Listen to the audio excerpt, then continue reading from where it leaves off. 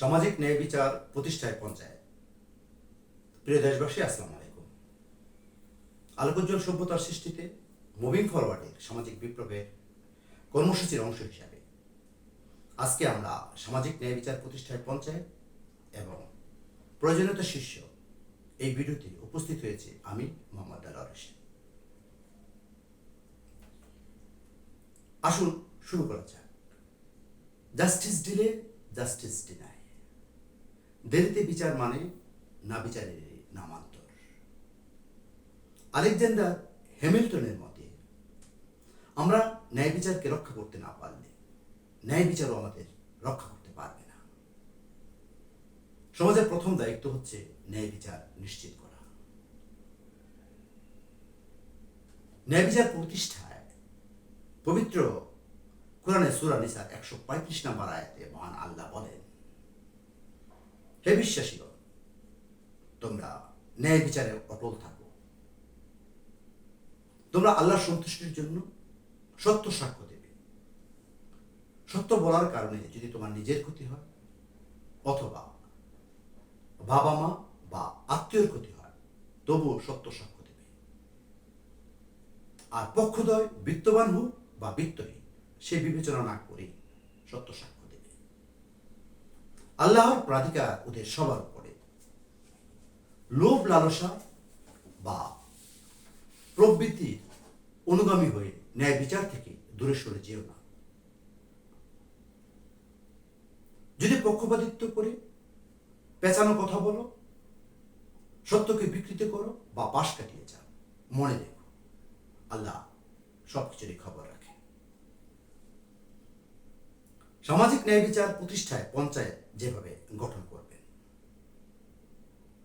পৌরসভা ও সিটি কর্পোরেশনের প্রতিটি ওয়ার্ড এবং জেলা পর্যায়ে প্রতিটি ইউনিয়নে একটি করে পঞ্চায়েত সেবা কার্যক্রম পরিচালিত হবে।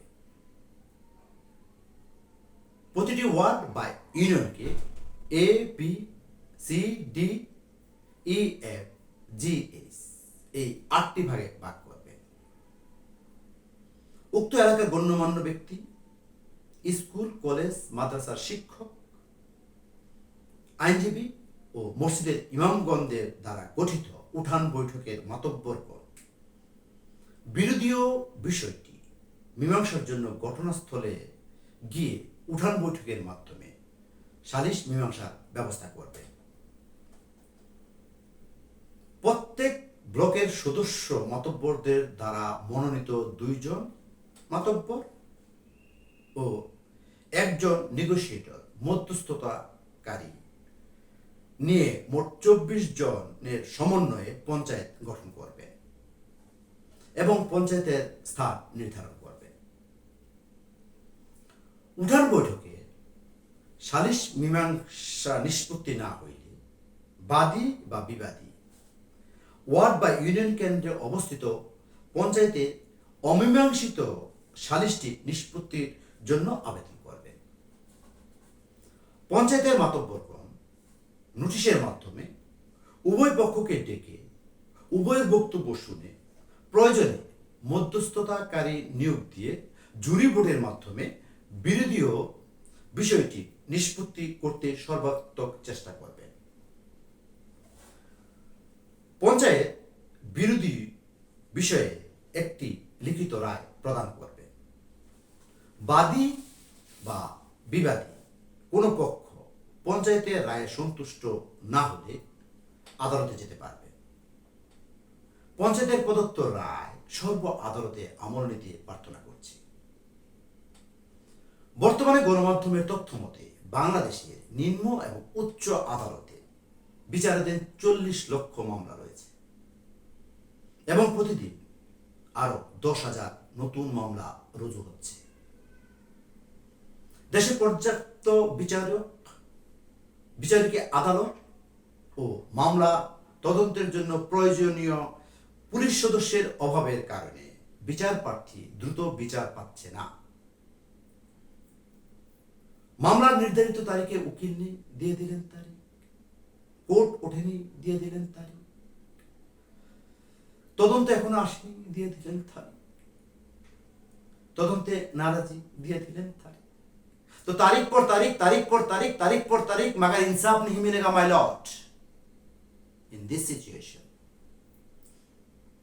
only social justice can help you, because social justice is the surest guarantor for a peace of in the world. সামাজিক ন্যায় বিচার এই বিশ্বে শান্তির নিশ্চিত গ্যারান্টার। যদি সৎ ব্যক্তিরা কিছুই না করে, তাহলে সমাজে দুষ্কৃতিকারীরাই প্রাধান্য লাভ করবে। যারা কুশাসন থেকে লাভবান হয়, তারা সব সময় সংস্কার উদ্যোগের বিরোধিতা করে। বন্দী মানুষের মুক্তির জন্য প্রয়োজন একটি সামাজিক বিপ্লব। পঞ্চায়েতের ন্যায় এই সামাজিক বিপ্লবটি করবেন বুদ্ধিমান এবং বিবেকবান মানুষরা তাদের নিজেদের স্বার্থে। পঞ্চায়েতের উদ্যোক্তাদের নিকট আমার অনুরোধ থাকবে, কোনো রাজনৈতিক বিবেচনা, বিত্তবান, ধর্ম, বর্ণ বিবেচনা না করে যোগ্য এবং আগ্রহী মাতব্বরগণদের নিয়ে পঞ্চায়েত কমিটি গঠন করবেন। প্রয়োজনে যোজন বিজন করবেন। বিচারকটা হচ্ছে ঐশ্বরিক আত্মা। পবিত্র কোরআনে সূরা হুজরাতে 10 মহান আল্লাহ বলেন, বিশ্বাসীরা পরস্পরের ভাই। তাই যদি কখনো তারা দ্বন্দ্বে লিপ্ত হয়, তাদের মধ্যে শান্তি স্থাপন করো আর সবসময় আল্লাহ সচেতন থাকো, যাতে অনুগ্রহ লাভ করতে পারো।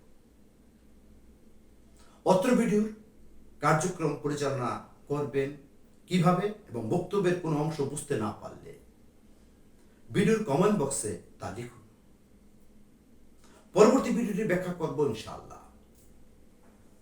পঞ্চায়েতের কার্যক্রম সমগ্র বাংলাদেশে প্রতিষ্ঠিত করতে ভিডিওটি লাইক, কমেন্টস এবং শেয়ার করতে এবং চ্যানেলটি সাবস্ক্রাইব করার অনুরোধ রইল। ধৈর্য সহকারে ভিডিওটি দেখার জন্য ধন্যবাদ ও পরবর্তী ভিডিওটি দেখার আমন্ত্রণ জানিয়ে আপাতত আপনাদের কাছ থেকে বিদায় নিচ্ছি। খোদা হাফেজ। আসসালামু আলাইকুম।